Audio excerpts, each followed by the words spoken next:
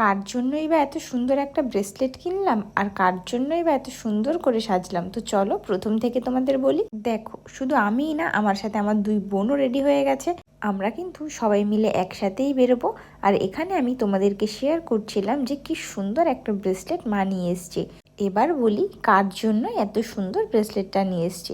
আসলে আমার বাড়ির পাশেই ছোট্ট একটা বেবির বার্থডে ছিল, আর এই যে সেই 2 ইয়ার্সের বেবিটা, সবথেকে কিউট মুহূর্ত এটাই যে ওকে আমি ব্রেসলেটটা হাতে পরিয়ে দিতে যাচ্ছিলাম, বাট সেটা ওর একদমই পছন্দ হয়নি।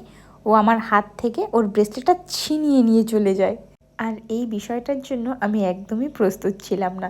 তো দেখো, আমরা যখন গেছিলাম অলরেডি কিন্তু ওর কেক কাটিং হয়ে গেছিলো, আর এখানে ওর দাদা ওকে কিন্তু কেক খাইয়ে দিচ্ছিল। আর দেখো, ও কিন্তু পুরোপুরি নাচে মত্ত। ওর সাথে সাথে আমরাও কিন্তু নাচে মত্ত হয়ে গেছিলাম কিছুক্ষণের জন্য। আসলে আমার ঠান্ডা লেগে গলাটা বসে গেছে, সো তোমরা একটু ভয়েসটা অ্যাডজাস্ট